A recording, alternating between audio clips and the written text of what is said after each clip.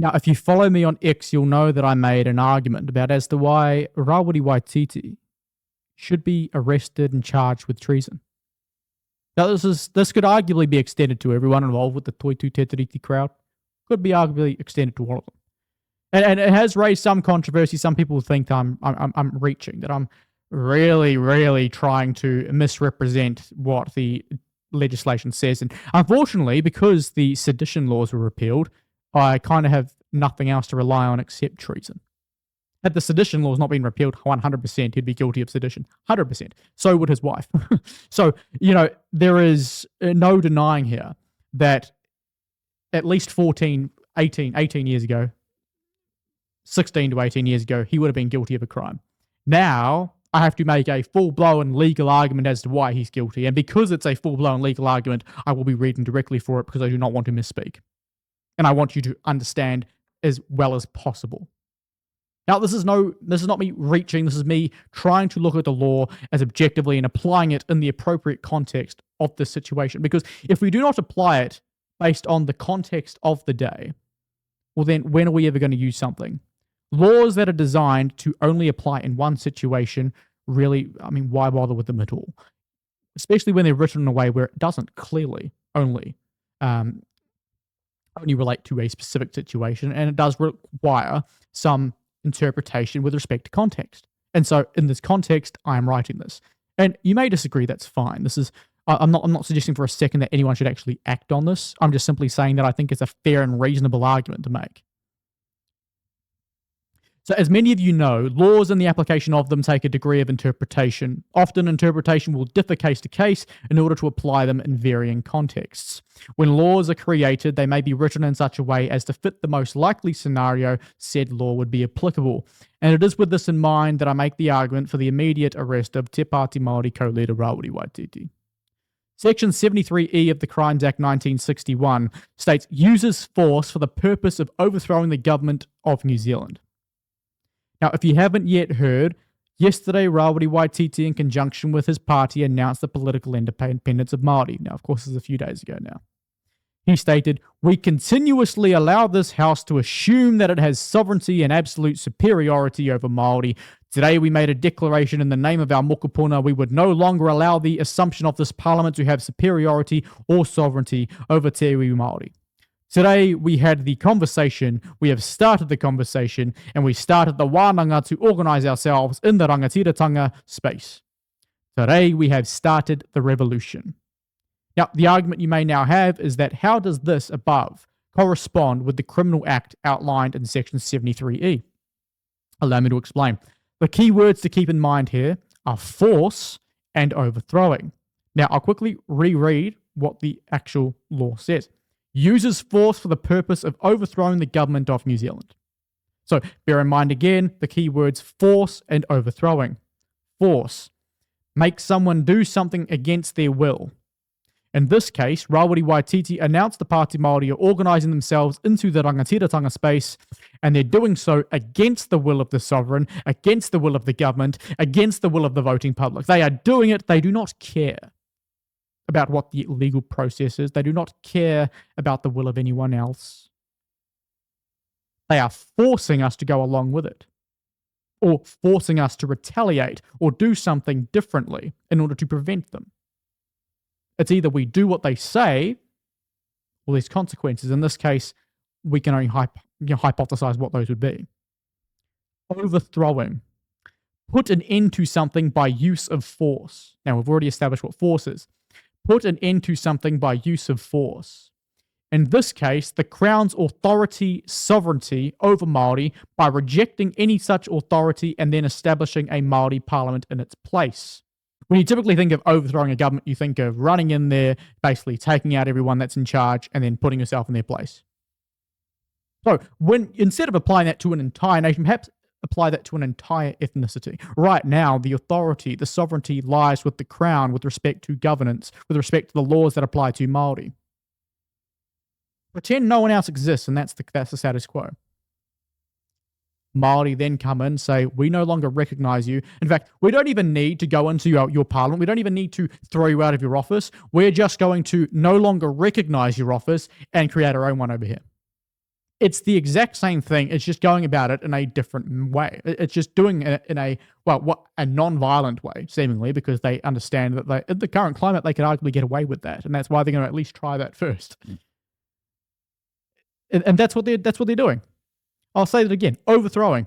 Put an end to something by use of force, in this case, ending the Crown's authority, sovereignty over Māori by rejecting any such authority and then establishing Māori Parliament in its place. I don't know about you, but nothing says overthrowing the sovereign like no longer recognizing the authority of the sovereign. By no longer recognizing the authority of the sovereign, you are overthrowing the sovereign's right. And you're doing it against his will by forcing him to comply with it or else. We don't know what the or else is yet. But Rawiri Waititi's wife's given us a reasonable indication as to what that or else could be. By stating that Māori declare their political independence, rejecting the authority of the sovereign and its government, and declaring the process of establishing a self-determining Māori Parliament, despite having no legal authority to do so, Rawiri Waititi has shown the clear intention to commit treason in accordance with Section 73E of the Crimes Act 1961. And some say, no, that's just not reasonable. Not reasonable at all. Well, I mean, sure, you can make the argument that it's not reasonable, but why not? Are they not rejecting the authority of the Crown? Are they not rejecting our sovereign? Are they not saying that we are going to, in effect, remove your authority as head of state, remove your authority as governor, and do that role ourselves? It's the same thing. Just because they're not occupying the ninth floor of the Beehive, it doesn't mean they haven't done the same thing with respect to the authority and power the government has over Māori. Which, by the way, may sound a little bit sinister that someone would have power and authority, but of course it is done so within the bounds of an electoral system where the voters pick, right? And of course, in an ideal world, we would have a system that's been streamlined a bit more to place more emphasis on those in charge doing the bidding of the people rather than the bidding of themselves and their party donors. So, there's always things where we can improve, but, you don't have to occupy the office of the last government in order to do the same effect as overthrowing a government. So where do we draw the line? I mean, imagine tomorrow, Pāti Māori have officially established the Māori Parliament, and all of a sudden, let's say 15% of the population goes over and participates in whatever's going on over there. And there'll be a few Māori that stay over, but let's say 15% of Māori go over there, participate in the Māori Parliament, and no longer recognise the sovereign, no longer recognise New Zealand's government at all, in any way whatsoever. It's not two countries, it's just two parliaments, two governments, two sovereigns? Well, one, that's inconsistent with Te Tiriti o Waitangi, so that would be a bit odd. Secondly, that would suggest a separatist nation where people have different rights and duties depending on what parliament they're part of, that parliament, of course, being dictated down ethnic lines. So already we've established that it's a huge issue. But, where to from there? Is that not enough to constitute believing it's treason? What if, on top of that 15%, 40% of the population, let's say all of the Greens and Labour, decided they no longer recognise our government. They no longer recognise the authority of the Crown's government. No longer. And they say, we're going to go establish your own parliament. Well, now 55% of the population is no longer under the authority of the sovereign. So where has the sovereign not been overthrown in this situation? Tell me, where's the sovereign not been overthrown? A week ago, the sovereign had 100% of the authority. We still have to, every law that's passed still has to be signed off by royal assent. Sovereign still has the authority technically, although it's ceremonial. They had 100% of the influence, 100% of the control, in accordance with our election result, of course. And then within a span of a week, they lost 15% of the population who don't recognise them or the sovereign. And then another 40% of the population who don't recognise them or the sovereign. So tell me, where has the overthrowing of the government not happened? Where has it not happened? How can you go from 100% power to 45% power and not have been overthrown in some capacity? I mean, the sovereign really isn't the sovereign anymore because he has a minority stake in the control of the government, in the control of the nation. That is the same thing. It is overthrowing the government. You can't make the argument that it's not. Because treason isn't just about the monarch specifically, it's about the authority of the monarch.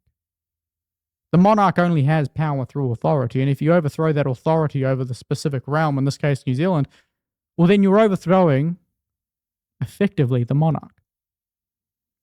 If tomorrow the Governor-General has no power, then the monarch has no power. That means you've overthrown the monarch in New Zealand. If 55% of the people of the country are following laws not passed by the Governor-General, or not given royal assent by the Governor-General, then you have overthrown the government.